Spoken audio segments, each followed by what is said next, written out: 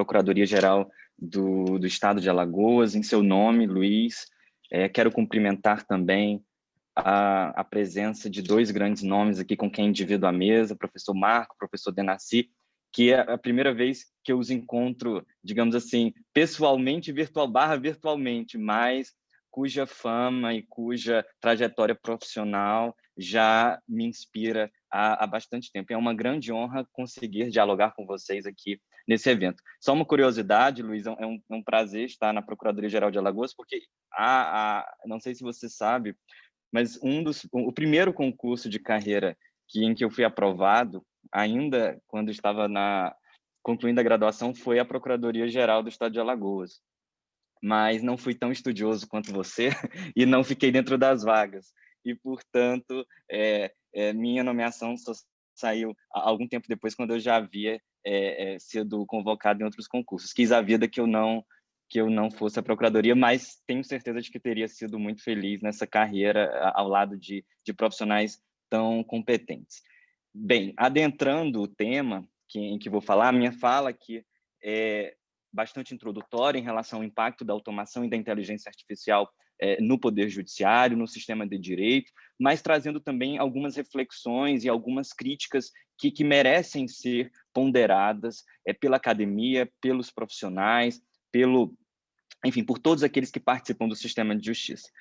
E não poderia começar a falar de inteligência artificial e automação no Poder Judiciário sem lembrar que o ano de 2020 sem sombra de dúvidas, nas palavras do professor Acemoglu, do MIT, um momento de critical juncture, de conjuntura crítica, que nada mais é do que um evento extraordinário que consegue causar transformações institucionais radicais e aceleradas na nossa cultura, no nosso modo de viver, no nosso modo de se organizar coletivamente. E quando nós tratamos, quando nós vemos o que aconteceu com a pandemia em 2020, sem sombra de dúvidas, um dos pouquíssimos benefícios que a pandemia, um dos efeitos colaterais que a pandemia trouxe, claro que se fôssemos escolher, nós com certeza escolhêssemos que ela não tivesse acontecido, mas quando nós olharmos para trás alguns anos, nós vamos ver que as instituições tiveram um processo de aceleração de implantação tecnológica muito grande em decorrência da pandemia, justamente pela capacidade adaptativa que ela exigiu para a organização humana em todo o globo. O sistema jurídico, sem sombra de dúvidas, todas as instituições, os tribunais, a advocacia, as procuradorias, o Ministério Público, a Defensoria Pública, demonstraram uma vigorosa capacidade de resiliência institucional para enfrentar uma situação em que, de um lado, os espaços físicos dos tribunais não poderiam ser completamente utilizados, mas, de outro, o serviço da prestação jurisdicional não poderia parar.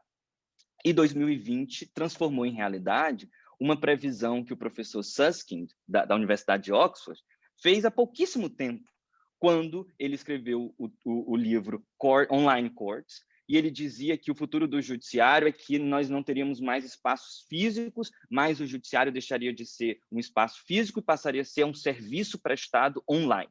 Eu lembro que quando eu li esse livro do professor Susskind, eu fiquei assim, surpreso com a clareza e com a objetividade dessa previsão que ele fez, mas eu não imaginava que nós teríamos uma aceleração tão grande. Eu imaginava que isso aconteceria, digamos assim, num futuro relativamente distante. E hoje nós vemos o CNJ lançar o programa Juízo 100% Digital, e já temos mais de 600 varas no Brasil que já adotam o programa Juízo 100% Digital, em que não existe mais a necessidade, cada vez menos, de um espaço físico. Ou seja, nós estamos transformando não apenas o procedimento da atividade jurisdicional, mas nós estamos transformando a natureza do que é o Poder Judiciário em si.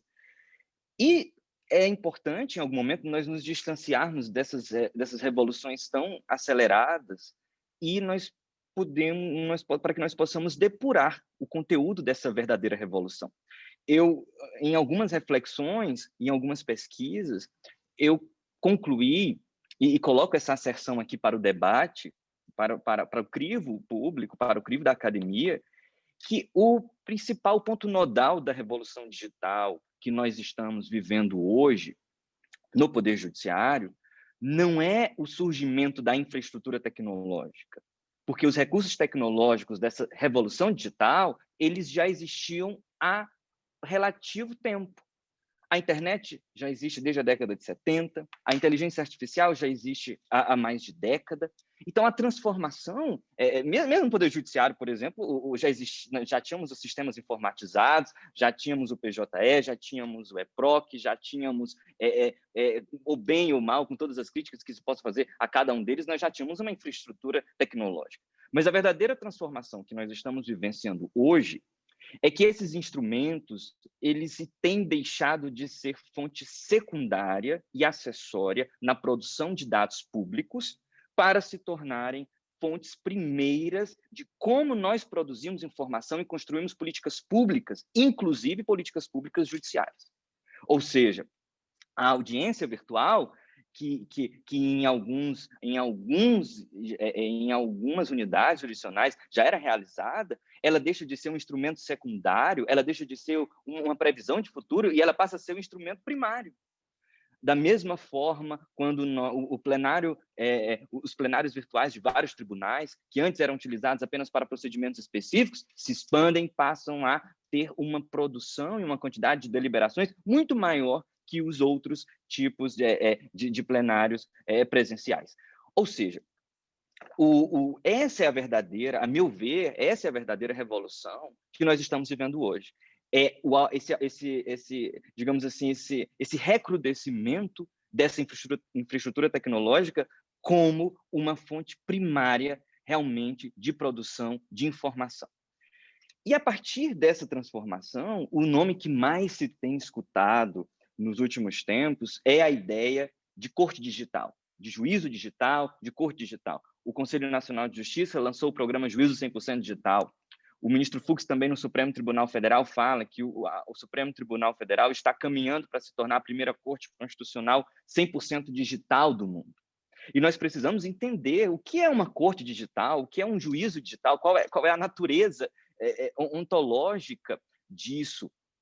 E por trás de todo esse entusiasmo, eu percebo que nós não temos ainda uma definição muito clara, uma definição muito objetiva do que diferencia um juízo analógico ou de um juízo digital, e de várias também preocupações de governança, de governança tecnológica, que precisam ser colocadas na mesa para o debate em relação a essas transformações.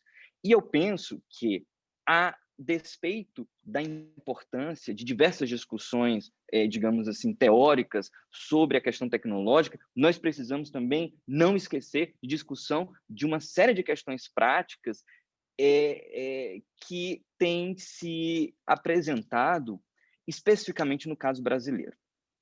Eu afirmo que não se pode definir uma corte digital sem antes analisarmos quais são as fases, sem antes analisar esse processo. Porque uma corte digital, ela não surge, digamos assim, por geração espontânea, em que nós temos um momento em que as cortes elas nascem digitais. Não. Nós tínhamos as cortes analógicas até bem pouco tempo atrás, e nós temos um processo, uma trajetória de transformação com uma série de percalços e uma série de reflexões e uma série de controvérsias que precisam ser resolvidas. Eu costumo dividir essa trajetória de transformação em 3 fases quando eu olho o caso brasileiro. Esse processo que eu chamo de digitalização das cortes, digitalização dos juízos. A primeira fase que nós passamos foi a fase de digitalização do acervo. Isso começou lá atrás, em que nós transformamos a ideia de um processo físico, aqueles autos de papel encartados numa cartolina, com uma etiqueta, com um número específico, com código de identificação, e nós transformamos aquilo numa concepção completamente diferente, em que o processo ele passa a ser um conjunto de arquivos em PDF. E nós tivemos, nesse primeiro momento, uma pequena preocupação na automatização de procedimentos cartorários, na automatização de serviços da atividade jurisdicional. Nós simplesmente transferimos burocracias. Uma burocracia artesanal que era feita de forma manual nos cartórios e nos gabinetes das várias dos tribunais, passou a ser realizada utilizando-se um sistema, utilizando-se o sistema de computador, mas, digamos assim, sem uma automatização de procedimentos, ou seja, a própria leitura do processo, a contagem de prazos, a confecção de expedientes cartorários. Nesse primeiro momento, nós apenas transformamos aquilo que nós fazíamos com a máquina de datilografar, o que fazemos com uma caneta, para fazermos digitando no computador.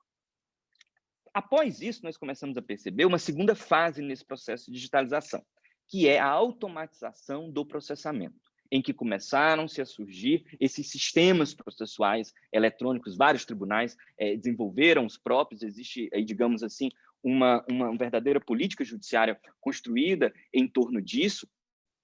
E é importante nós fazermos essa distinção, que a automatização não é necessariamente inteligência artificial. Inteligência artificial é uma terceira fase. E, geralmente, existe aí uma certa confusão entre o que é automação e o que é inteligência artificial. Por quê? Ambas, tanto a automação como a inteligência artificial, trabalham com fórmulas algorítmicas, né? Mas são fenômenos essencialmente distintos. Um algoritmo é uma sequência matemática de instruções pré-definidas, né? Uma sequência de instruções expressa em linguagem matemática, como se fosse um passo a passo, ordens que você vai dando para a máquina para ela resolver.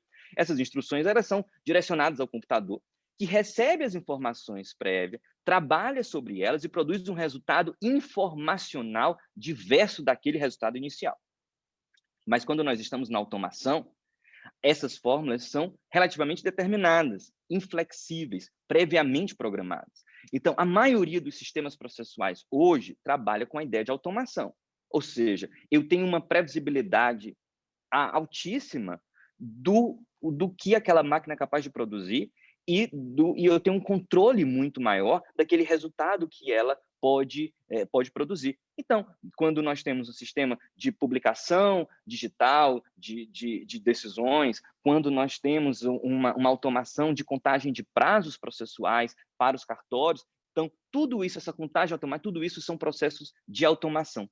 E isso diverge de uma terceira fase do processo de digitalização das cortes, que, como eu já adiantei, é a inteligência artificial, ou como eu gosto de falar, alinhamento entre inteligência humana e inteligência artificial. Porque por trás dessa inteligência artificial existe um cérebro humano, existe uma inteligência natural que está, obviamente, controlando, produzindo esse algoritmo, produzindo esse big data, digamos assim, gerenciando todas essas ferramentas algorítmicas para a produção desses resultados. E, em distinção à automação, na inteligência artificial, os algoritmos produzem resultados a partir de probabilidade.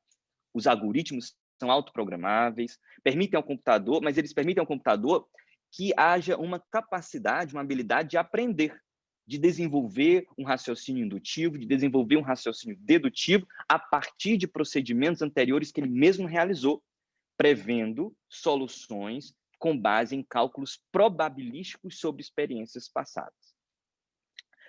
E essa é a principal distinção quando nós tratamos de automação e nós tratamos de inteligência artificial. Quando nós vamos analisar o caso brasileiro, em que fase nós estamos? Nós temos as três fases acontecendo ao mesmo tempo. Então, veja que não é um fenômeno, esse processo de digitalização não é um fenômeno simples, é um fenômeno extremamente complexo. Nós temos ainda unidades judiciárias no Brasil que ainda utilizam os autos de cartolina. Existem unidades que estão digitalizando o acervo, existem unidades que estão instalando os sistemas eletrônicos.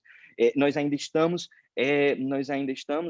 aprimorando os nossos sistemas processuais de automatização, que ainda tem muito a crescer, que ainda tem muito a ser aprimorado, e, ao mesmo tempo, nós já estamos desenvolvendo algumas experiências riquíssimas de inteligência artificial.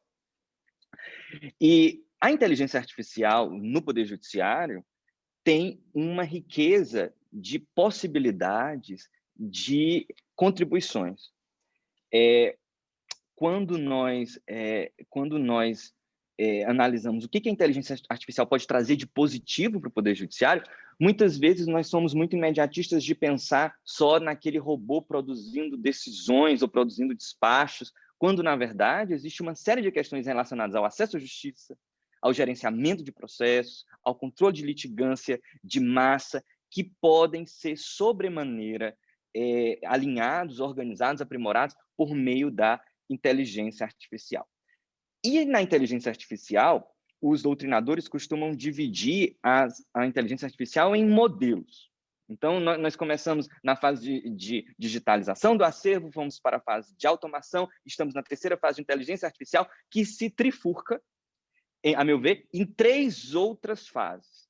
Existe a primeira fase, que é a inteligência artificial suave, weak, soft artificial intelligence, né? Em que os algoritmos conseguem analisar os documentos do caso sob julgamento, eles conseguem comparar essas informações extraídas com uma base de dados de casos passados, e eles conseguem, a partir daí, apontar decisões semelhantes ou paradigmas. É o que nós chamamos de justiça preditiva, né? Ele possibilita, ele antecipa a previsibilidade do resultado de um processo judicial. E isso é excelente para a gestão processual. Então, nós temos a experiência do robô Vitor aqui no Supremo Tribunal Federal, em que construiu-se uma base de dados do acervo de acordos do Supremo, indexou-se isso, transformou-se isso em linguagem estruturada, em texto estruturado, e a partir disso nós estamos treinando esse algoritmo para ler os recursos extraordinários que chegam. Ele consegue ler os documentos e ele consegue pesquisar na base de dados quais são os casos, quais são os precedentes de repercussão geral, os precedentes de controle concentrado que poderiam ser aplicáveis naquele caso. E aí ele fornece com uma acurácia X, uma porcentagem X de 90 e tantos %, o precedente possivelmente aplicável a esse caso é esse aqui, ADI XY, com uma acurácia de tantos %. Essa é a inteligência artificial soft. A maioria dos tribunais brasileiros e a maioria das cortes, dos poderes judiciários no mundo inteiro estão nessa primeira fase de inteligência soft. Ou seja, a inteligência artificial muito relacionada à gestão de processo. É aquela inteligência artificial que consegue fazer uma busca de dados e uma busca de jurisprudência com uma acurácia altíssima, melhor do que, e de forma muito mais rápida do que se estivesse sendo realizado pela mente humana. Nós temos aí uma segunda fase, a inteligência artificial média, como eu gosto de chamar, em que os algoritmos são capazes de apresentar não apenas, digamos assim, casos semelhantes, mas eles já conseguem produzir uma conclusão sobre o caso que está em julgamento, com base nas informações pesquisadas, e eles também já conseguem até, muitas vezes, produzir uma minuta. Subsiste ainda nessa fase o acompanhamento humano. Essa minuta, em tese, vai para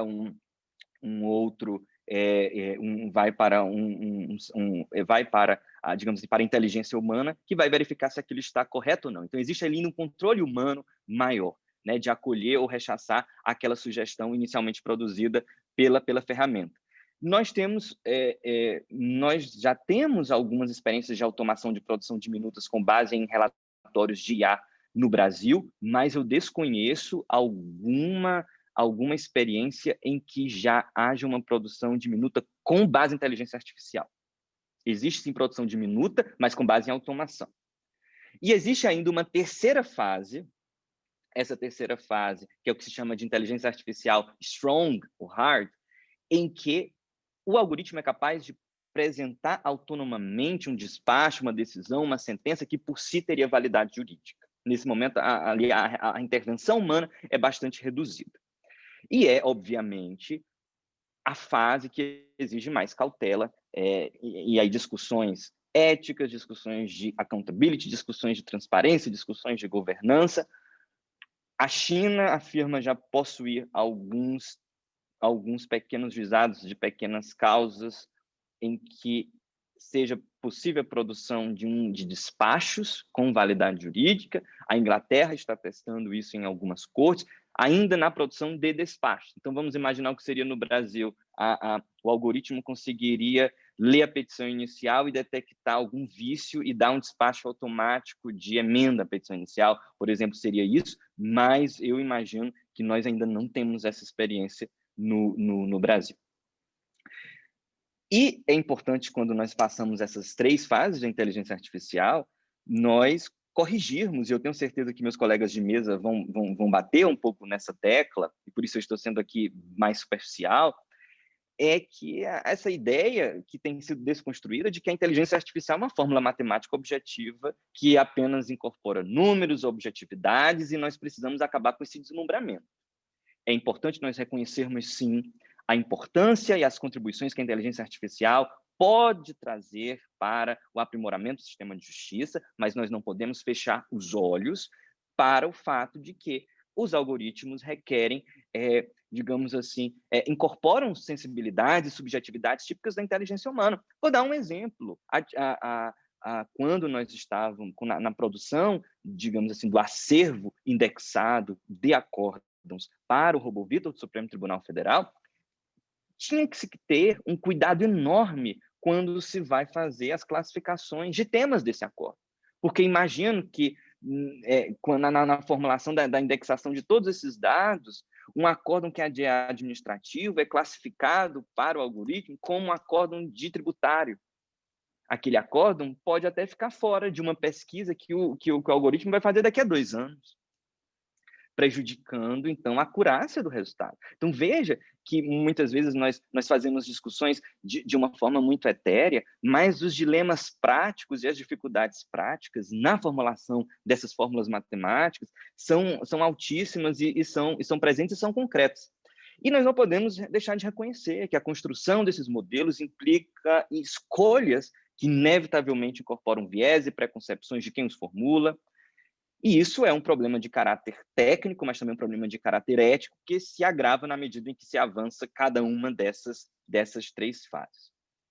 Isso não quer dizer, de nenhuma forma, que eu tenha um pessimismo em relação à inteligência artificial, mas significa que nós devemos ter olhos muito abertos na formulação dessas políticas públicas, dessas políticas públicas judiciárias, especialmente na aplicação da inteligência artificial. E daí, apenas para já concluir, já estou me aproximando do meu tempo, nós estamos no momento, quando nós passamos por essa fase de digitalização das cortes, em que nós não devemos pensar o processo em sentido micro, ou todas essas transformações em sentido micro, mas nós estamos no momento em que o conceito de processo eletrônico está mudando, né? Nós construímos uma teoria geral de processo muito baseada na ideia de um processo analógico e o andamento processual baseado em localizações físicas, um andamento processual com fluxo um pouco truncado, quando, na verdade, nós estamos tendo aqui a oportunidade de construir um novo conceito de processo eletrônico. Será que o processo eletrônico precisa ser mesmo só um conjunto de PDFs? Será que, no futuro, os advogados podem peticionar por vídeo?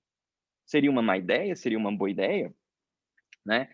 Será que, por exemplo, nós, em vez da ideia de localização física que tanto permeia um fluxo interno da vara, nós podemos começar a pensar em fluxos de tarefas. O processo ele pode estar localizado virtualmente ao mesmo tempo no gabinete, ao mesmo tempo no Ministério Público, caso chegue uma petição urgente para apreciação do juiz, enquanto o Ministério Público está com carga, né? A parte está com carga. Então, nós estamos tendo aqui a oportunidade de pensar não apenas nos dilemas nos dilemas éticos e técnicos que a inteligência artificial traz, mas nós estamos aqui tendo a oportunidade de pensar o próprio conceito de processo eletrônico em si e o modo como nós viemos construindo ele ao longo dos últimos séculos, né? E uma preocupação que eu tenho bastante em relação à inteligência artificial é não deixar com que se agravem as desigualdades regionais, as desigualdades tecnológicas que ainda existem no Brasil em relação à implementação das tecnologias. A inteligência artificial é ótimo, mas nós não podemos esquecer que ainda temos unidades jurisdicionais com acervo analógico. Ou seja, existe aí um papel muito importante do CNJ de equalização de todas essas fases dessa trajetória de transformação de uma corte analógica para uma corte digital, para que a tecnologia ela chegue ao mesmo tempo e beneficie ao mesmo tempo tanto os grandes centros, que já dispõem de uma infraestrutura de tecnologia altíssima, como também as comarcas e as subseções judiciárias que estão aí nos rincões do nosso Brasil.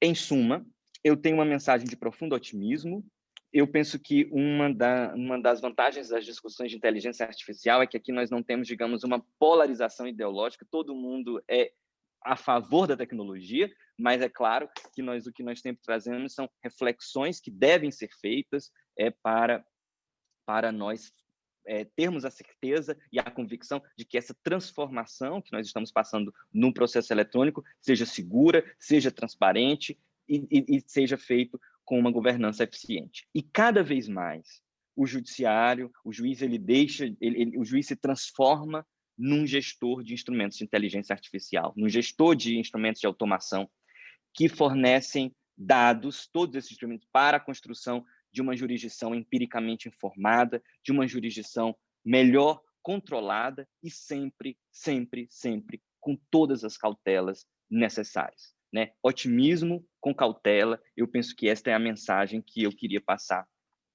com todo esse entusiasmo sobre automação e inteligência artificial. Eu concluo aqui minhas palavras, como eu falei, seriam apenas reflexões iniciais e deixo para os meus colegas, sei que eles vão aprofundar mais nas questões processuais e deixo para os meus colegas um aprofundamento acadêmico sobre o tema. Muito obrigado a todos e muito obrigado pelo convite. Pedro, muito obrigado, parabéns pela palestra, excelentes reflexões, e de fato a gente tem que pensar que quando a gente fala em justiça digital, não se trata exclusivamente de transportar toda aquela estrutura física com a qual nós estávamos acostumados para um mundo online. É um redesenho necessário do sistema de justiça à luz dessas novas tecnologias, mas sempre, a meu ver, passando pelo crivo necessário das garantias processuais constitucionais. Nós temos um entusiasmo pelo uso das tecnologias, principalmente em termos de eficiência da atividade jurisdicional, mas nós temos que necessariamente promover o contraponto constitucional com a análise das garantias, e você, ao final da sua fala, detalhou, inclusive, o ponto relacionado à necessidade de se garantir, né, um tratamento igualitário a nível, né, judicial no Brasil como um todo, diante das suas diversidades. Eu lembro aqui, por exemplo, que a Justiça Estadual do Espírito Santo praticamente ainda trabalha em sua maioria e sua integralidade com processos físicos, né? E alguns estados já estão numa fase mais avançada, né, já trabalhando com inteligência artificial, outros estão na fase inicial de digitalização, e a gente tem que tratar, né, as situações da melhor maneira possível para que a gente não gere esses desníveis, e também, né, temos que pensar a nível de proteção à isonomia processual, porque o uso das novas tecnologias ele também aumenta ou amplia a desvantagem ou, principalmente, o desnível entre os litigantes habituais e eventuais, todas essas discussões. Mas, meu amigo, fantástico, muito obrigado pela sua participação, né, pela sua generosidade em nos brindar com a sua palestra nesta tarde. Eu agradeço muito e já passo a palavra para o meu grande amigo também, Marco Antônio Rodrigues, professor da Universidade Estadual do Rio de Janeiro, procurador do Estado do Rio de Janeiro, mestre, doutor, pós-doutor, enfim, um craque no tema, né, uma inspiração para todos que estudam o processo, né, uma grande referência, e também uma grande referência não só no meio acadêmico, mas também na advocacia pública, e ele vai falar hoje sobre ODRs e desafios ao devido processo legal, né? Tratar um pouco sobre Online Dispute Resolutions. E, Marco, meu amigo, muito obrigado pela disponibilidade, você é um grande irmão e eu agradeço muito por estar aqui conosco e espero que a gente possa dialogar, debater, todos nós aqui nessa tarde excepcional de discussão sobre as novas tecnologias do processo civil. Muito obrigado, meu amigo. Passo a palavra para você. Boa tarde a todas e todos. Antes de mais nada, quero aí agradecer o convite que me foi formulado pelo meu queridíssimo amigo Luiz Vale, em nome da Procuradoria do Estado de Alagoas, onde tem tantos amigos. Então, fico muito feliz de estarmos juntos, ainda que à distância, mas a tecnologia, dentre seus méritos, permitiu isso nesse momento. E também quero cumprimentar aqui os professores Pedro e Denarcy, um prazer poder reencontrá-los virtualmente. Me lembro até que durante a pandemia até cheguei a falar com o professor Pedro uma vez por meio de redes sociais para alguns aspectos acadêmicos, e de fato, a tecnologia é o que viabilizou tudo que vivemos no último ano em termos de comunicação e em termos de serviço de acesso à justiça.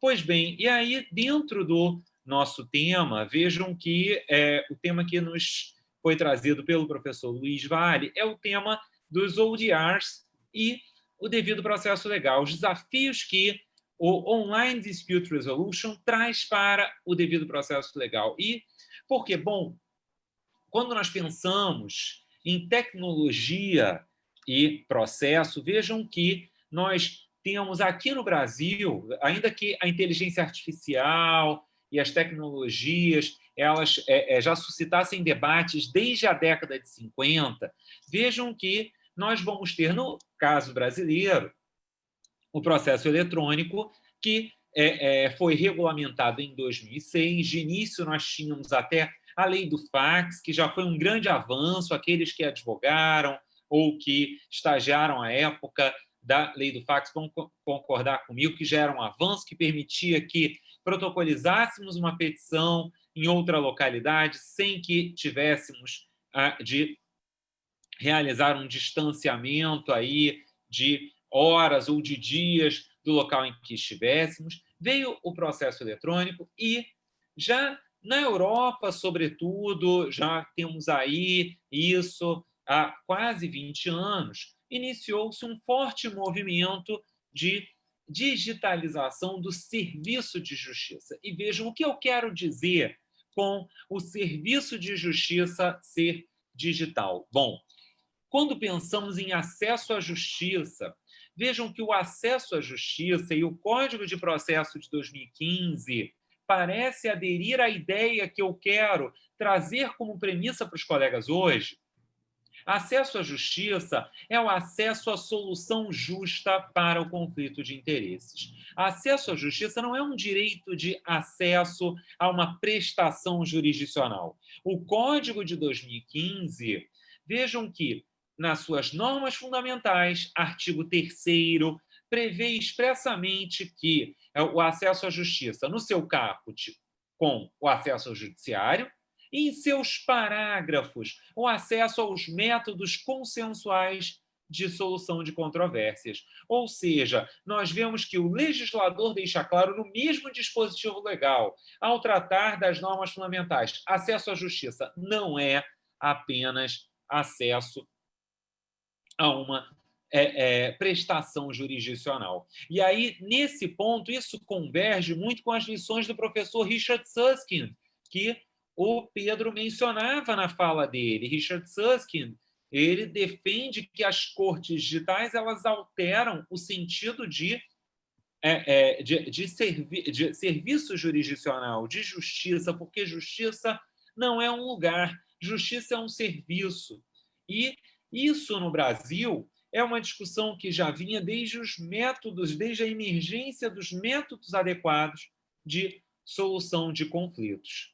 E, nesse ambiente digital, meus amigos e amigas, nós vemos que isso vai ficar ainda mais evidente. Bom, mas, então, o que é ODR? Essa expressão que vem sendo usada de maneira tão popularizada nos últimos tempos. Online Dispute Resolution, meios de solução de conflitos online. Agora, meios de solução de conflitos online, que vão ser apenas mecanismos online no âmbito do judiciário, ou seja, cortes digitais, ou também na esfera consensual. Bom, quando nós pensamos no ODR, nessas resoluções online de conflitos, embora as discussões aqui no Brasil, no último ano, tenham sido, sobretudo em matéria de judiciário, o ODR surgiu inicialmente como mecanismos online para soluções consensuais dos conflitos. Ou seja, aqueles métodos alternativos que começaram a migrar para a esfera digital. Isso se deu inicialmente aonde? Na esfera do comércio eletrônico. E aí o grande case de sucesso disso foi a plataforma de solução de conflitos do eBay, que resolve milhares e milhares de conflitos mensalmente. E esses mecanismos que começaram nas plataformas de comércio eletrônico, eles começaram a se espraiar para outros métodos consensuais online de outras temáticas que não fossem só o consumidor. Então, por exemplo, nós tivemos a propagação pelo mundo da arbitragem online, que nesse período de pandemia, inclusive, ela se desenvolveu mais ainda, mas isso se propagou muito, sobretudo na esfera da arbitragem, porque isso traz uma redução de custos, isso reduz distâncias. Vou falar um pouco desses benefícios daqui a pouco. Bom, mas e se os mecanismos online de solução de conflitos surgiram no comércio eletrônico? No Brasil, como eles se desenvolveram, já que surgiram no mundo nessa esfera do comércio eletrônico? Bom, no Brasil, primeiro grande caso de sucesso, plataforma consumidor.gov.br, plataforma que tem uma média de êxito na solução de conflitos de cerca de 80%. Quer dizer, a cada 10 conflitos que são levados para essa plataforma, 8 são resolvidos na plataforma, que hoje ela é uma plataforma para negociação online. Vejam que, por hora, nós temos aqui uma plataforma que lida com negociações diretas. Há aí projetos para a ampliação desse mecanismo, para também utilização de mediações ou conciliações online na plataforma do consumidor. Quer dizer, o uso de um terceiro que possa conduzir as partes a um acordo. Bom, agora, ao lado da plataforma consumidor.gov, vejam, até aqui os colegas poderiam dizer, mas será que a resolução online de conflitos ela é um mecanismo adequado só para conflitos de consumo de baixo valor? Não. Na Europa, há muitos debates quanto a isso, se as resoluções online deveriam se dar apenas para pequenas causas. E, a meu ver, não. A tecnologia pode ser um grande aliado para a melhora do serviço de justiça. Bom, e aí, no caso brasileiro, uma outra experiência muito exitosa, meus amigos, foi qual? Uma outra experiência muito exitosa foi o caso da plataforma credoroi.com.br. Essa plataforma foi uma plataforma para a realização de acordos com os credores da operadora Oi. E vejam que essa plataforma, de maneira inovadora, ela procurou lidar com a realização de acordos, a utilização de métodos consensuais no âmbito da recuperação judicial, visando preservar a empresa, proteger a função social daquela empresa, numa das maiores recuperações judiciais do mundo. Então, vejam que houve mais de 50 mil acordos nessa plataforma, o que como ela teve aí um êxito. E, mais recentemente, por conta da pandemia, vejam que a pandemia acelerou o uso dos mecanismos de resolução de conflitos online, porque no dia 16 de março, me lembro, e aqui me dirijo sobretudo aos amigos advogados públicos, porque certamente sofreram muito do que nós sofremos aqui no Rio. No dia 16 de março, uma segunda-feira, eu me lembro, eu estava na Procuradoria, o tribunal fechou, e depois disse que os processos eletrônicos também ficariam suspensos. A Procuradoria avisou, a partir de amanhã precisamos fechar por conta da pandemia, e foi necessário que todos se adaptassem. Então, as advocacias públicas, os escritórios, as funções essenciais da justiça precisaram se adaptar à utilização de mecanismos digitais para que o serviço jurisdicional continuasse. E vejam que foi um sucesso quando olhamos para os números, em termos de eficiência. Foi um verdadeiro sucesso essa continuidade dos serviços jurisdicionais durante a pandemia. Isso levou, então, a uma catalisação desse fenômeno da tecnologia, o fenômeno da tecnologia na solução de conflitos. se mostrou um mecanismo adequado, e isso nos levou a evoluir talvez 10 anos em meses.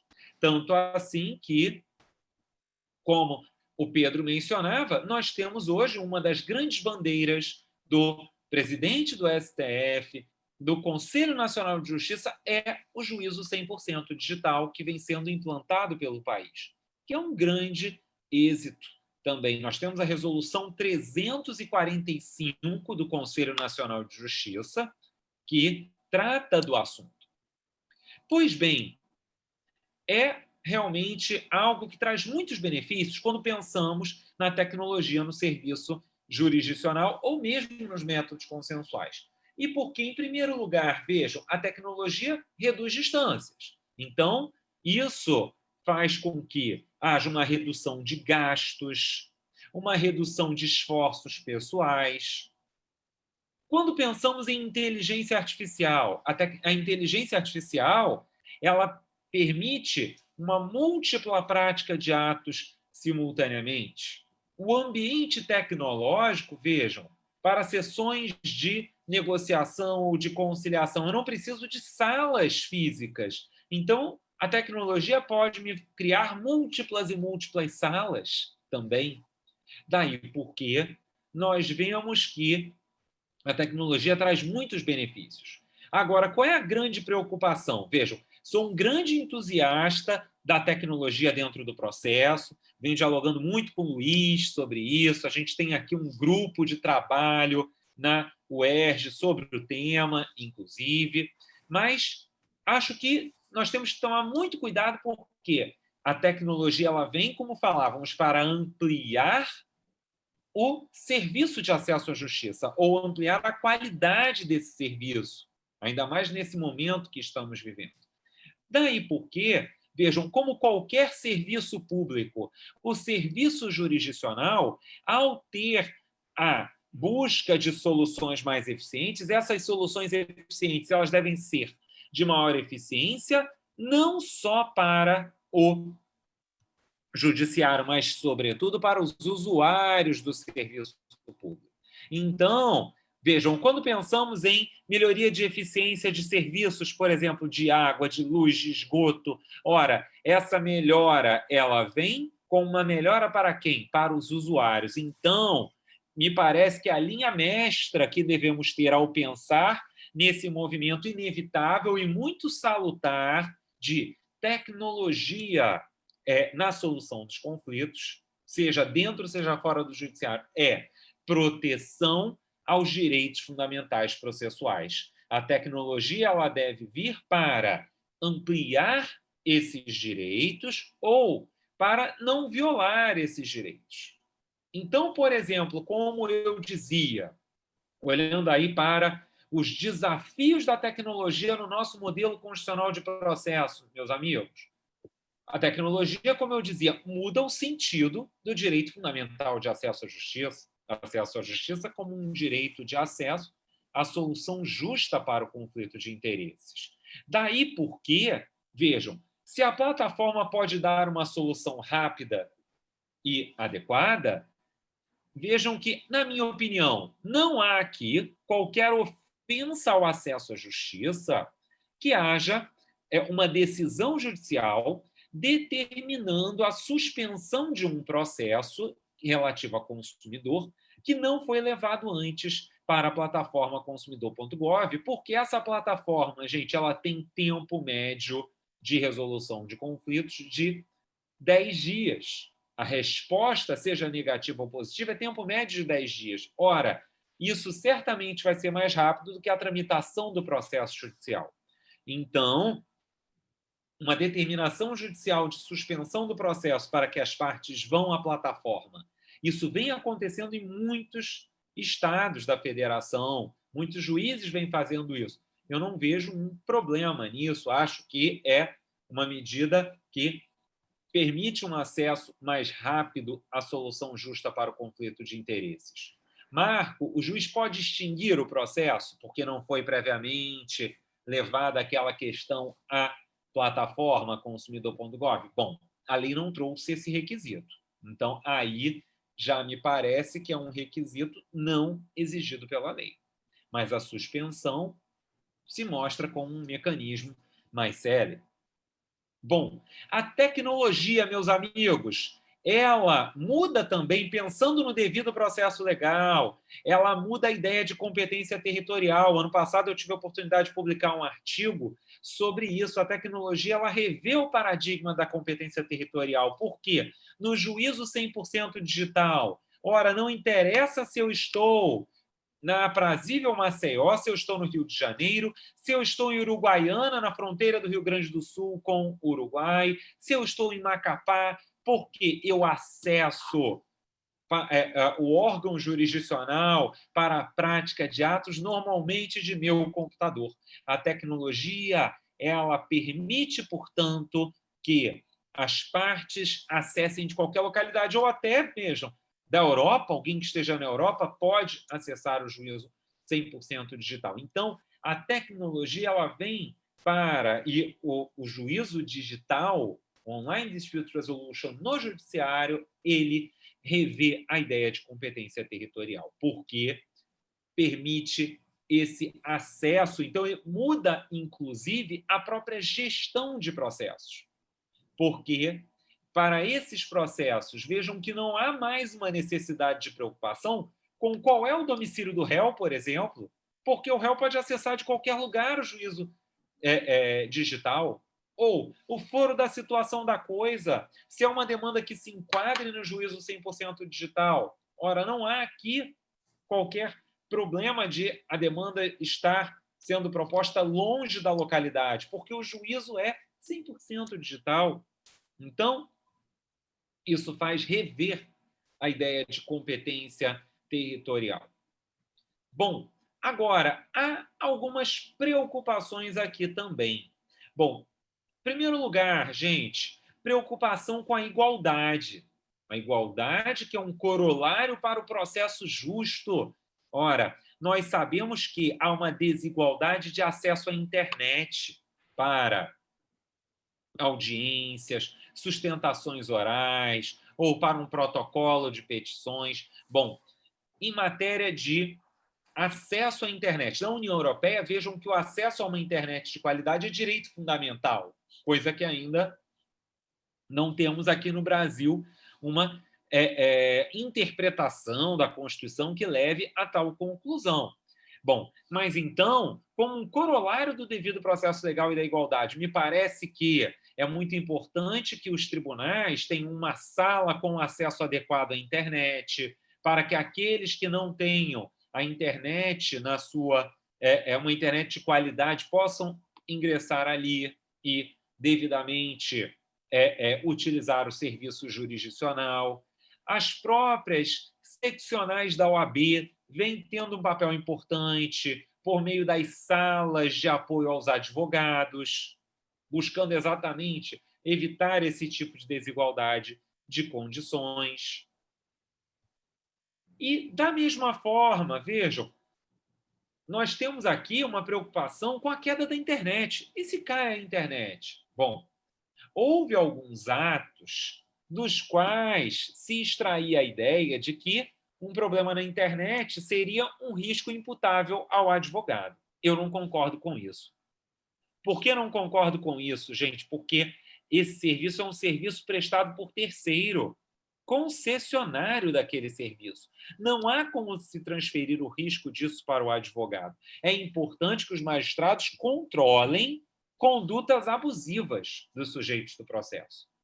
Talvez os colegas vão lembrar de alguns meses atrás, quando foi noticiado que um juiz do trabalho verificou que a parte estava de má-fé forjando programa de internet. Vai ser difícil essa verificação, mas, com o tempo, é como a inteligência artificial que vai aprendendo com as experiências. O ser humano também vai aprendendo com as experiências. E os magistrados vão aprendendo a lidar com aquelas situações e avaliar se há algum problema na internet. Podemos ter aqui também, gente, um telefone para fins de emergência com juízo se caiu a internet. Ou imaginem gravações prévias que seriam backups, caso a internet caísse. Então, é preciso pensar em soluções, adequar o procedimento para ele ser adequado na esfera judicial, né? Então, até com perdão aí pela repetição, gente, mas o procedimento ele tem que ser adequado para a esfera judicial digital. Por quê? Devido ao processo legal, é direito ao processo adequado. Então, é preciso que se adeque o processo para essas necessidades da esfera digital. Uma outra garantia fundamental do processo que eu também quero partilhar aqui com os colegas, que chama a nossa atenção, a publicidade. Sabemos que a Constituição, o Código de Processo Civil, eles consagram a publicidade como um direito fundamental processual. Como assegurar a publicidade na esfera digital? Bom, em primeiro lugar, gente, assegurar a publicidade, vejam, aqui, para as sessões de julgamento, deve ser possível que terceiros venham a pedir seu cadastramento para assistir às sessões de julgamento. E, ainda assim, gente, também, a publicidade, já que não é possível que as pessoas simplesmente cheguem ao tribunal e assistam aquela sessão que está ocorrendo digitalmente, a publicidade ela deve vir com um conceito, volto às lições do professor Richard Susskind, a publicidade deve vir por meio do chamado Open Justice, a justiça aberta. A publicidade na esfera digital, ela nos traz um outro conceito que nós temos de pensar, de transparência. Um conceito de transparência. Transparência quanto a números de julgamento, por exemplo. Transparência quanto a datas de realizações de sessões. Bom, e na esfera digital, há um outro desafio que a gente também tem que mencionar aqui de outro lado. Na esfera digital, é muito mais fácil eu acessar autos digitais do que na esfera física, em que os colegas vão lembrar que era preciso ir ao fórum. Por vezes, o funcionário do cartório, ele não deixava que houvesse um acesso, ou, pelo menos, se não é advogado dos autos, não permitia a retirada dos autos do cartório. Então, havia uma maior dificuldade do que na esfera digital, em que o advogado cadastrado ou outro sujeito cadastrado acessa um processo digital. Meus caros, no caso do processo digital, é muito mais fácil que se abra o processo e se veja dados que estão ali. E nós estamos no momento de proteção de dados no nosso direito. Há hoje uma preocupação muito grande com a proteção de dados. E a proteção de dados ela deve se dar dentro do processo também. E, nesse contexto, então, vejam que é possível que a parte peça, como uma forma de proteção à intimidade, que sejam resguardados os seus documentos pessoais. Então, nesse ponto aqui, sei que haverá uma palestra sobre a LGPD e os processos judiciais, não vou entrar no mérito, mas, vejam, pensando no devido processo legal e os elementos do processo justo no Brasil, a publicidade ela vai ter que conviver também com a proteção à intimidade. E aí, é possível que a parte peça a proteção aos seus documentos, conforme, inclusive, o Conselho Nacional de Justiça permite nas suas regulamentações sobre o tema. Bom, então, nós vemos aqui, caminhando para a minha conclusão, que nesse movimento de Online Dispute Resolution, nós vemos que o barco zarpou do porto. Agora, qual é a grande preocupação, o grande desafio? Esse barco zarpou em nome da eficiência, em nome da própria viabilidade da justiça ao longo de 2020, como falávamos, porque se não tivéssemos a justiça atuando digitalmente, como poderíamos ter atuado no período mais grave da pandemia? Então, nesse momento, é preciso que esse barco ele caminhe pela rota do devido processo legal. Então, deixo com vocês minhas reflexões sobre isso, na esperança de que possam contribuir aí para que sejam aí os colegas de qual função essencial à justiça for, sejam magistrados, sejam advogados públicos ou privados, que pensem nisso ao projetarem suas soluções para a atuação nesse ambiente de tecnologia. Muito obrigado pela atenção de todos e todas e fico à disposição. Muito obrigado, meu amigo. Sensacional as suas colocações, como sempre. Uma honra aprender contigo. E aqui já também trago algumas reflexões com base no que você nos trouxe também sobre o tema, é que a gente tem que prestar atenção sempre para que o discurso jurídico não seja cooptado pelo discurso tecnológico, né? Que as razões de eficiência não falem mais alto que as garantias processuais constitucionais, como eu há pouco disse quando da fala do Pedro, e para que a gente tenha necessariamente essa leitura, né, sempre crítica e atenta à incorporação dessas novas tecnologias, né, de ferramentas que, de fato, provocam uma refundação de institutos jurídicos fundamentais, mas que precisam estar adequadamente alinhados, né? Não é o contraditório que tem que se adaptar, por exemplo, a uma plataforma de ODR. A plataforma de ODR que tem que se adaptar ao contraditório substancial. E a gente tem que sempre ter esse olhar muito atento, e as suas reflexões nos trouxeram aqui luzes para que a gente possa pensar melhor o tema. E eu lembro que uma das nossas iniciativas aqui no âmbito da Procuradoria-Geral do Estado que nós estamos, inclusive, discutindo junto à parceria que foi estabelecida com a Universidade Federal de Alagoas, é a estruturação de uma plataforma de ODR, né, de ODR, para a nossa Câmara de Prevenção e Resolução Administrativa de Conflitos. Então, trazer esse universo, né, digital para a Câmara de Prevenção e Resolução Administrativa de Conflitos, e para que nós tenhamos também um redesenho, uma reestruturação dessa forma de tratamento de litígios envolvendo a administração pública. E por isso eu te agradeço muito, sempre importante te ouvir, faço sempre algumas anotações, enfim, são ideias que vale a pena ser discutidas e debatidas, meu amigo. Muito obrigado mesmo pela disponibilidade, enfim, agora em janeiro todo mundo está ainda em clima de férias e a gente está debatendo esse tema tão importante aqui. Eu agradeço a todos que estão nos ouvindo também. E já de antemão, eu passo a palavra ao nosso último palestrante, grande amigo, grande processualista, professor Denaci Souza, o professor Denaci, que é mestre aqui pela Universidade Federal de Alagoas, ele é doutorando pela Universidade Federal de Pernambuco, é professor de várias pós-graduações, enfim, um grande processualista, e vai falar um pouco com a gente sobre a accountability e os limites, né, constitucionais, os limites amplos para a tomada de decisão por máquinas. É um tema extremamente relevante. E, Denaci, meu amigo, a palavra está contigo, queremos te ouvir e obrigado por ter aceito o convite de pronto para estar conosco nessa mesa tão repleta de estrelas, né? Marco, Pedro, Felipe, enfim.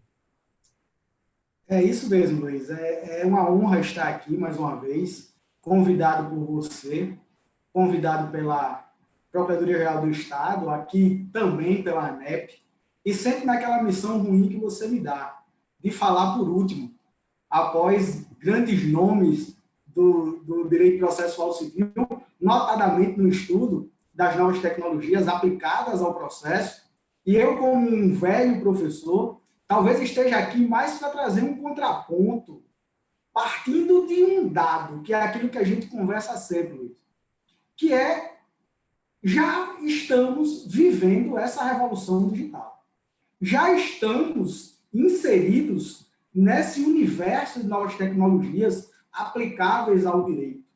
Já não há uma discussão de quando virá. Existe essa ideia, essa aplicação dessas novas tecnologias, e naquilo que muito diz respeito àquilo que eu me dispus a conversar aqui com vocês, já é uma realidade a tomada de decisão por máquina. Talvez não, como o professor Pedro Santos deixou claro na palestra dele, talvez não com uma usualidade normal do dia a dia das decisões, seja dos tribunais, seja dos juízos de primeiro grau. Mas, aqui e ali, a gente já se depara com as decisões de máquina. E um universo muito diferente veio para o direito, e não se pode negar que há essa necessidade dessa interdisciplinariedade no direito, mas conceitos que a gente não trabalhava até muito pouco tempo, são conceitos que são hoje lugar comum em conversas de dia a dia, dentro de uma análise da ciência do direito ou da ciência processual. Então, eu dividi aqui essa conversa, que eu não digo nem que é palestra, depois o professor Marco Antônio Rodrigues, depois o professor Pedro Santos, eu deveria me recolher a minha insignificância, mas eu dividi aqui essa conversa que eu me dispus a trazer aqui para vocês em 2 marcos. O primeiro deles seria acerca da realidade, da existência da própria decisão de máquina, ou como alguns preferem chamar, do juiz robô. É uma realidade, como eu disse há pouco. Isso ninguém vai negar que é possível essa tomada de decisão por máquina, que isso se faz real. Então, conceitos, como eu disse aqui no início, de inteligência artificial, bem explicado pelo professor Pedro, conceitos de algoritmos programados, não programados, supervisionados, não supervisionados, input, output, conceitos de machine learning, de árvore de decisão, eu coloquei aqui a minha colinha, rede neural, processamento de linguagem natural, são institutos que hoje estão inseridos no direito e a gente não pode negar a existência deles. Discussão que foi trazida aqui de forma bem interessante pelo professor Marco Antônio, pelo professor Pedro, a opacidade do algoritmo, a ideia de black box, transparência. Isso está no dia a dia do operador do direito, está no dia a dia daquele que se dispõe a estudar hoje o direito processual civil, mas há algo que me incomoda um pouquinho quando eu estou tratando de discutir esses assuntos, que é o que eu considero que deve ser um passo atrás. E aí eu explico, como assim um passo atrás? Dentro dessa realidade, desse dado que a gente tem da realidade. A inteligência artificial está aí, esses conceitos de inteligência artificial e daquilo que diz respeito a ela está aí, mas o que é que me incomoda? O porquê eu talvez esteja aqui para dar esse passo atrás? A discussão, a meu ver, é a decisão por máquina existe, mas ela deveria existir. É permitido, dentro do universo normativo, constitucional que nós temos hoje, essa decisão do juiz robô. Então, veja que ela existir é um dado. Se ela é permitida, é uma análise que deve ser feita. E já chamo a atenção, e quero que fique claro, que não sou contra as novas tecnologias aplicáveis ao processo. Estava já com algum tempo de atuação quando do processo eletrônico, da lei do processo eletrônico, já a época me chamou a atenção, já a época me trouxe alguma preocupação, e com a evolução de 2006 para cá, a gente viu que muito de bom se trouxe ao processo, aquela primeira ideia de um processo eletrônico fugindo daquele normal dos autos de papel, com a evolução que o professor Pedro trouxe aqui, toda a necessária evolução a essa digitalização do processo. Mas a minha análise é que a decisão por máquina existe, isso não é algo que se discutir. Inclusive, ontem mesmo, o professor Luiz Vale, numa conversa que nós tivemos aqui no nosso curso, ele disse, a decisão existe. A partir daqui, eu tenho que buscar legitimá-la. E é isso que talvez eu queira discutir aqui. Esse utilitarismo aplicado ao processo, esse mito do dado, a decisão existe, agora eu tenho que buscar legitimá-la, não me parece, e aí insisto, numa análise inicial, como algo que efetivamente deva ser pensado ou apenas pensado. Eu venho me dedicando um pouco, até por influência do professor Luiz Vale, a esse estudo das novas tecnologias aplicadas ao direito processual civil. E eu percebo que nos artigos, nos escritos, a doutrina, ela tende muito a essa busca da legitimação da decisão por máquina e, talvez, esse passo atrás, essa análise contrafactual constitucional, deva ser o mote de parcela da doutrina, deva ser o mote de parcela da preocupação da doutrina naquela seguinte acepção: é possível, constitucionalissimamente falando, a tomada de decisão por um robô? E aí algumas discussões se mostram necessárias. Entre elas, a ideia do juiz natural. Se o juiz natural, ele pode ser uma máquina. Ou se o juiz natural, ele necessariamente tem que ser uma pessoa humana. E aí, uma discussão de texto constitucional talvez não seja a melhor discussão. E aí explico. Porque a gente sabe que a norma, a historicidade do direito, o texto que consta da Constituição, que veio sendo construído durante algum tempo, ele partiu, ou ele foi, lá em 88, colocado na Constituição, deixando muito de lado essa discussão da possibilidade da tomada de decisão por máquina. A minha análise, ela vai além dessa perspectiva apenas do texto constitucional. É possível uma tomada de decisão por máquina?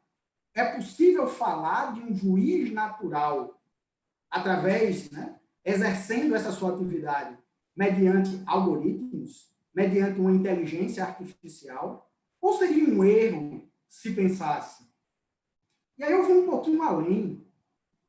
O próprio procedimento, bem observado pelo professor Marco Antônio, o necessário procedimento adequado, que está incerto na própria construção do devido processo legal, essa própria mudança do procedimento, que vem sendo bem feita e vem trazendo grandes novidades, grande ganho no manejo, no dia a dia do processo. Esse procedimento que vem sendo alterado em razão das novas tecnologias, podem o ser por resoluções, seja do CNJ, seja dos tribunais locais, seja dos tribunais regionais federais, ou normas de procedimento, haveria a necessidade de uma lei em sentido estrito para trazer essa modificação. Então, repare que eu estou aqui discutindo duas situações. Uma que talvez não diga respeito à palestra que me dispus, que seria a questão da necessidade de uma lei para alteração do procedimento, e uma outra que seria a possibilidade constitucional da tomada de decisão por máquina. Se uma máquina, se um juiz robô, como alguns preferem chamar, poderia ser um juiz natural. Se poderia se delegar, e aí haveria um problema próprio do conceito clássico de jurisdição, que ela seria indelegável, se poderia se delegar a uma máquina a tomada de decisão. Então, eu tenho um problema constitucional da discussão da existência do juiz robô, do juiz natural. Eu tenho um problema também constitucional, mas com um quê infraconstitucional, da necessidade de uma lei estadual ou federal, dentro do artigo 24 da Constituição, para regrar o procedimento e adequando esse procedimento a essas novas tecnologias, a essa ideia aí que foi bem aqui exposta, por exemplo, do juiz do 100% digital, de recente resolução do CNJ. Haveria essa possibilidade do CNJ modificar, e aí vem a discussão, mas realmente é uma modificação do procedimento, o juiz do 100% digital? Algumas observações aqui foram feitas que podem levar até uma discussão que seria uma modificação de direito processual mesmo, para aqueles que ainda distinguem norma de procedimento e norma processual. Até a própria discussão da competência territorial, da territorialidade da jurisdição, que isso também se faz importante numa discussão. Então, o que eu me dispus a conversar aqui, né, estou ainda na parte introdutória, é que há muito a se discutir, mas não nego grande vantagem na aplicação das novas tecnologias ao processo. Mas penso que a doutrina tem que discutir esse passo atrás. Tem que analisar essa permissibilidade. Eu sou Luiz Greco, em obra que já se mostra clássica, traz bem essa expressão. Essa permissibilidade do juiz robô.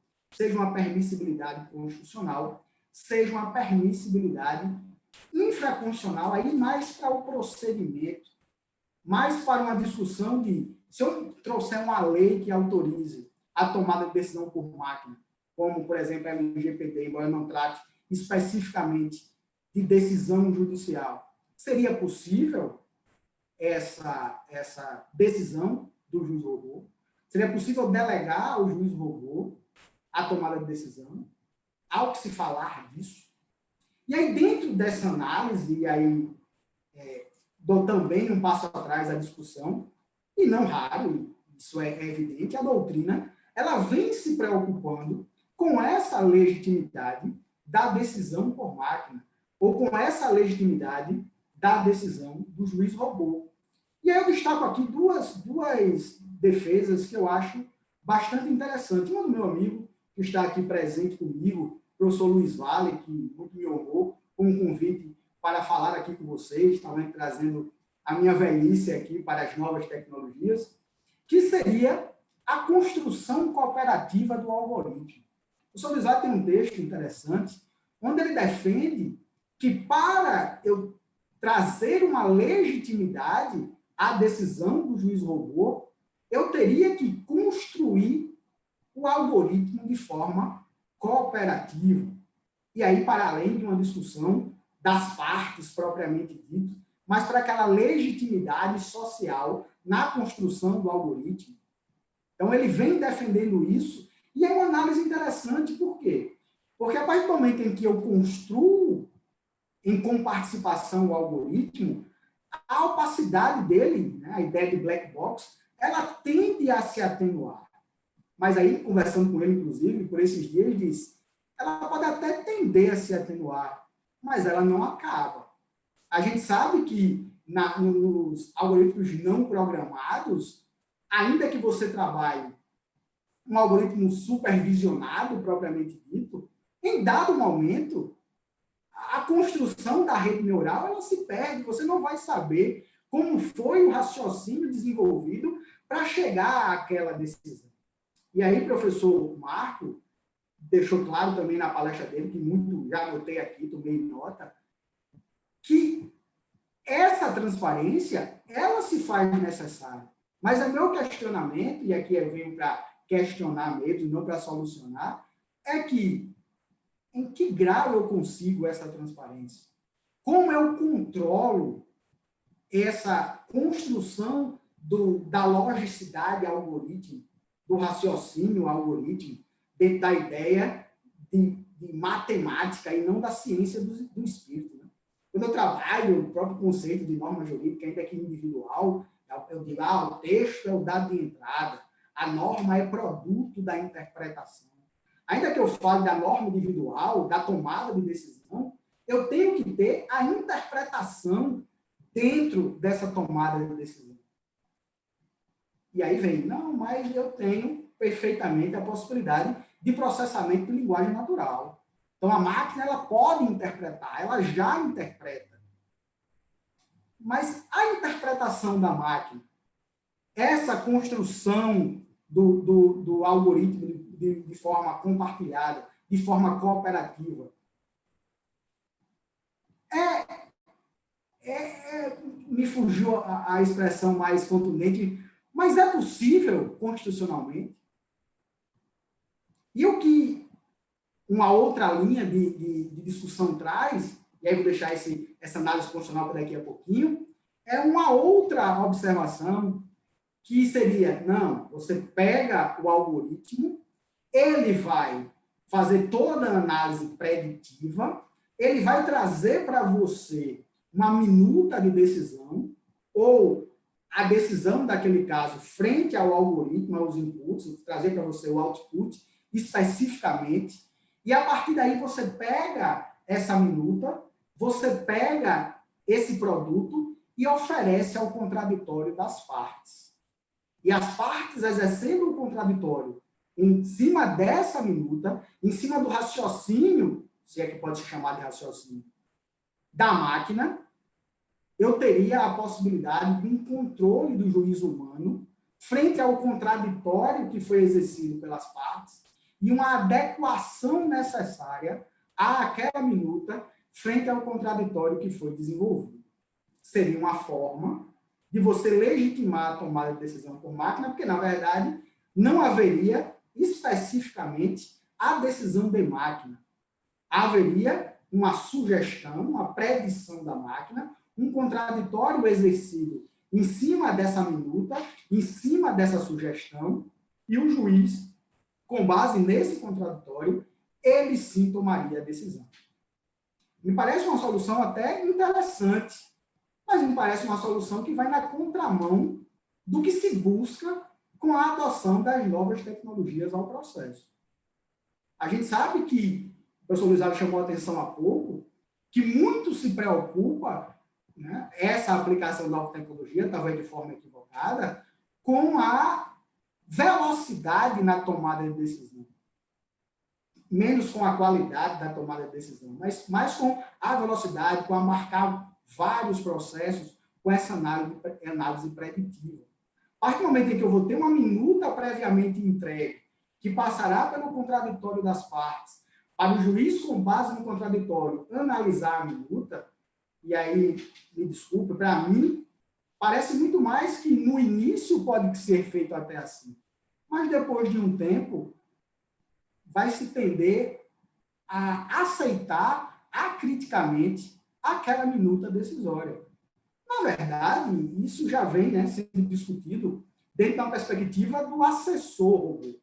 O pessoal diz assim, ó, não há nenhum problema de você ter um assessor robô, de você ter uma minuta construída por uma máquina e passada ao crivo do juiz, porque o assessor, na grande maioria das vezes, no exercício de uma ideia de computação humana, ele faz a mesma coisa.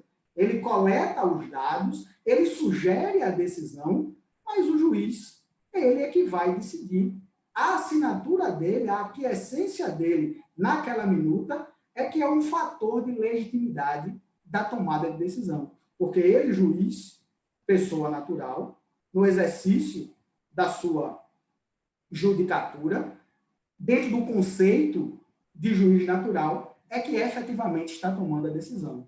E não o assessor robô, e não o assessor humano. Inclusive, foi uma discussão, né, no projeto do Código de Processo Civil, a figura da assessoria, né, do assessor do juiz, a previsão dele, né, no próprio Código de Processo Civil, para que se pudesse discutir impedimento, suspensão, enfim, porque o assessor ele fica meio que realmente escondido dentro de uma realidade jurídica, de uma realidade processual. Então, essas duas ideias, a meu ver, boas, da construção cooperativa do algoritmo, ou de se passar a minuta ou aquela predição do algoritmo pelo contraditório prévio, para ser legitimado posteriormente pelo juiz humano, me parecem soluções que, num primeiro momento, podem trazer algo bom, mas que talvez não se sustentem a longo prazo. E aí eu digo e trago para vocês um dado atual. Né? O juízo 100% digital, que foi aqui trazido, muito bem explicado pelos professores que me antecederam, lá há a previsão na resolução 345 do CNJ que o autor opta pelo juízo 100% digital, mas o réu ele pode se negar a que o processo tramite, né, dentro dessa ideia de juízo 100% digital. Agora, na pandemia, num primeiro momento, as audiências feitas de forma remota, elas necessitavam de um negócio jurídico processual.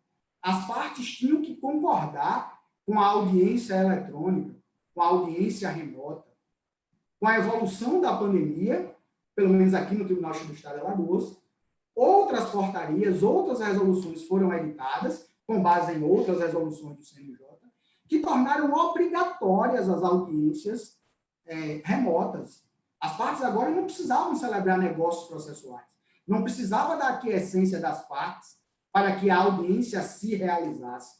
Ao contrário, o juiz designava a audiência, continua designando a audiência, e a parte é que tem o ônus de argumentar o porquê ele não pode, ou aquele caso não comporta, ou qual é a dificuldade que ele teria para se submeter a uma audiência, né, para fazer parte, para participar de uma audiência eletrônica. Então, no primeiro momento, era um negócio processual. As partes teriam que concordar.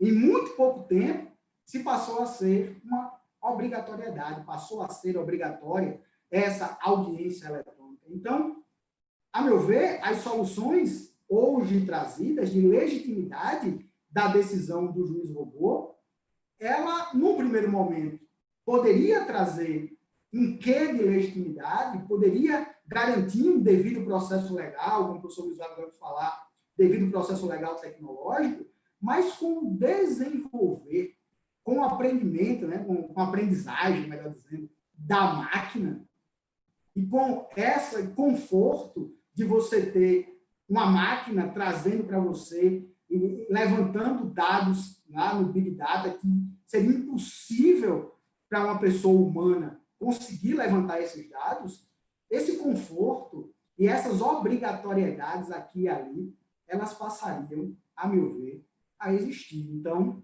talvez a minha preocupação resida aí. E aí o professor Pedro chamou a atenção que ainda não se pode falar de decisão propriamente dita por máquina, mas sim uma automação. E é algo que me chama a atenção há um certo tempo, não agora, com essa velocidade que as novas tecnologias foram aplicadas ao processo em razão da pandemia que a gente está presente, mas, por exemplo, juizados especiais, aqui no estado de Alagoas, a citação é automática e a designação da audiência também. Repare que, embora não seja a decisão final do processo, determinar a citação, bem ou mal, ainda que haja uma discussão doutrinária acerca disso, é uma decisão. Há quem considere que seja despacho, mas, vamos lá, ainda que seja um despacho, é um pronunciamento judicial que está sendo tomado de forma autônoma pela máquina. Ela designa a audiência e determina a citação. Já aconteceu, por exemplo, de um processo meu, a petição inicial não está acompanhando aquele preenchimento dos dados aqui no nosso sistema, que é o SAG. Então, o cliente do escritório foi citado para comparecer à audiência e a petição inicial não acompanhava sequer a construção do início do procedimento. Até uma discussão se havia processo, não havia processo, uma vez que não havia demanda, pelo menos a demanda não instrumentalizada. Então, algumas decisões, a meu ver, elas vêm sendo tomadas de forma, seja autônoma, seja o dado da inteligência artificial, né, se trazendo essa discussão dos precedentes e desse auxílio na identificação dos casos similares, enfim, decantando como se fosse algo muito bom, e aí algo que, para mim, falta um dado empírico para demonstrar se é bom efetivamente, 280 processos decididos com um clique. Então, para mim, a discussão está na ideia de responsabilidade. O juiz só torna legítima a sua decisão no exercício do poder jurisdicional se estiver atrelado a esse poder jurisdicional a responsabilidade daquela pessoa.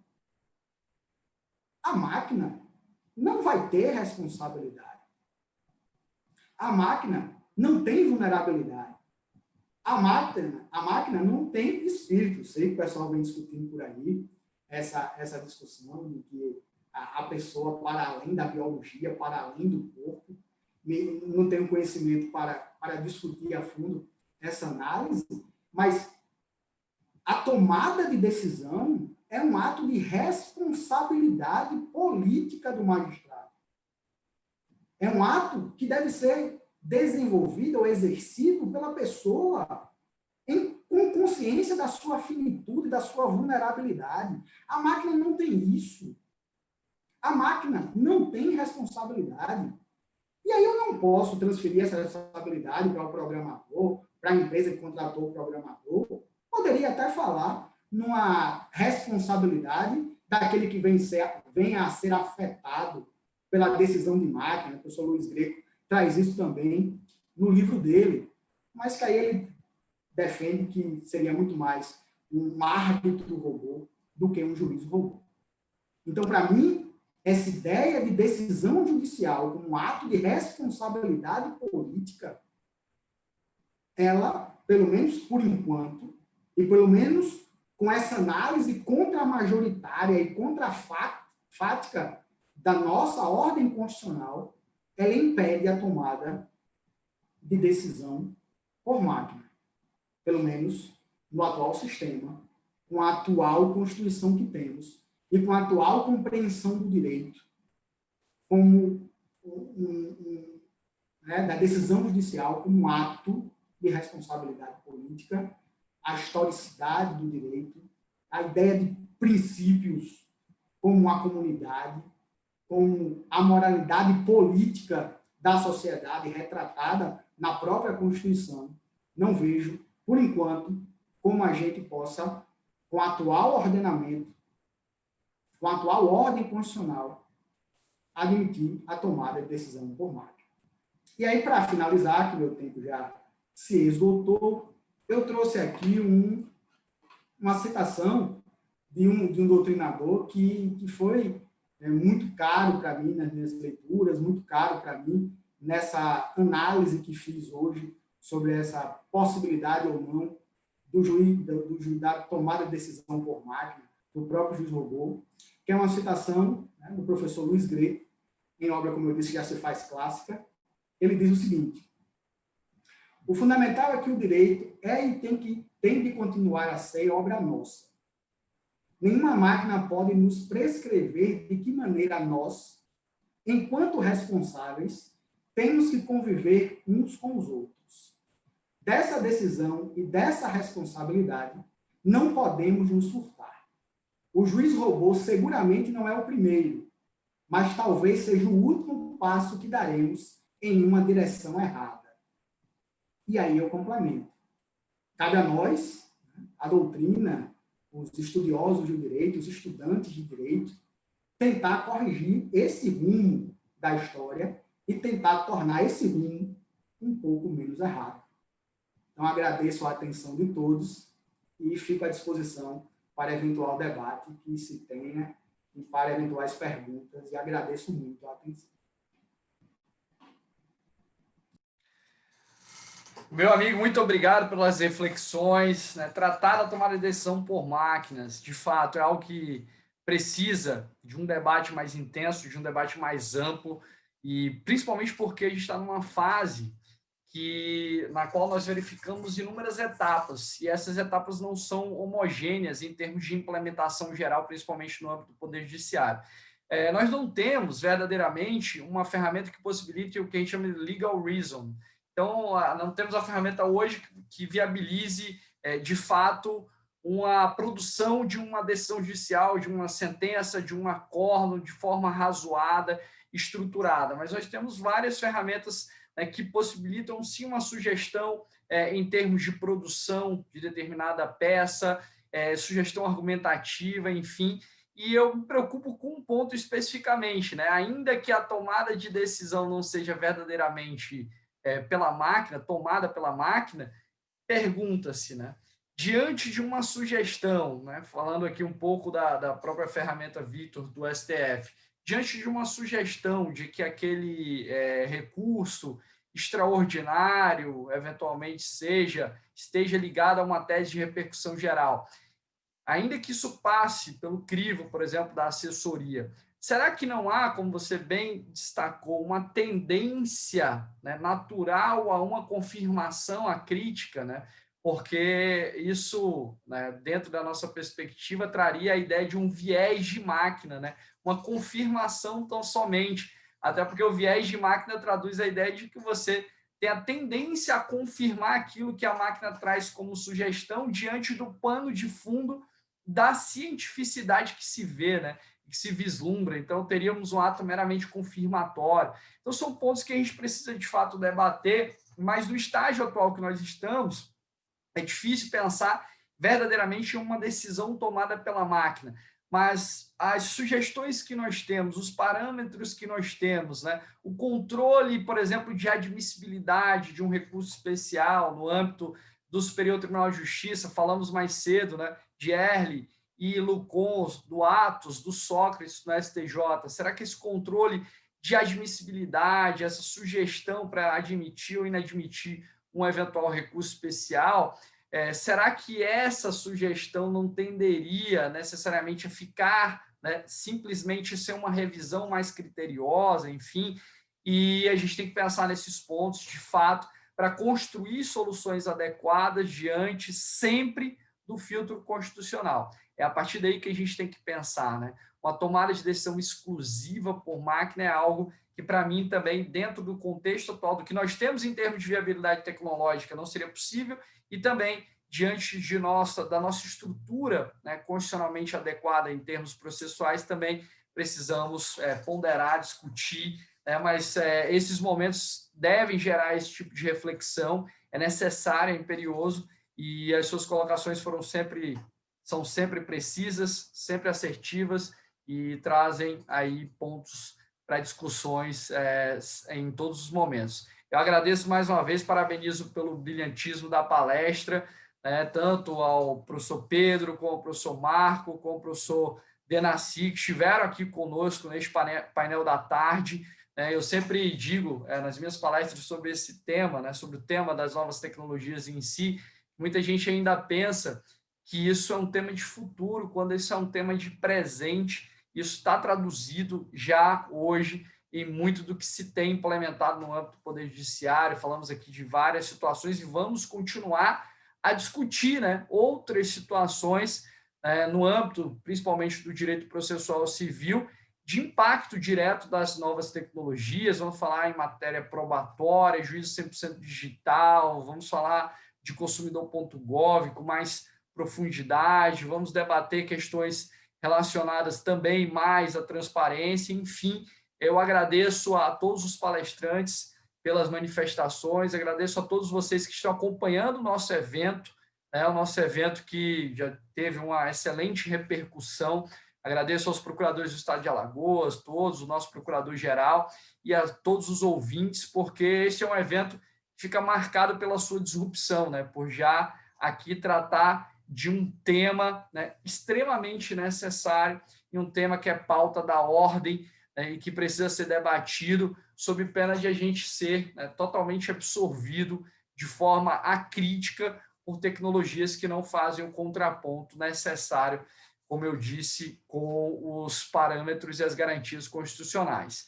Pessoal, por hoje nós vamos encerrar. Eu convido a todos a continuar no evento a partir de amanhã, né, às 10 horas. Nós já disponibilizamos a programação no Instagram da Procuradoria-Geral do Estado, no meu também, enfim, no painel do nosso evento. Amanhã, às 10 da manhã, nós teremos inúmeras palestras interessantíssimas, no período da tarde também. Lembrando que o evento pela manhã começa às 10 e pela tarde às 15 horas. Tá? Eu agradeço a todos, espero que estejam aproveitando o evento, e evento formatado e criado com muito carinho para todos vocês pela Procuradoria-Geral do Estado de Alagoas. Denassi, Marco e Pedro, registro aqui meu muito obrigado, e a todos vocês, gratidão pela audiência. Seguiremos amanhã às 10 horas. Muito obrigado.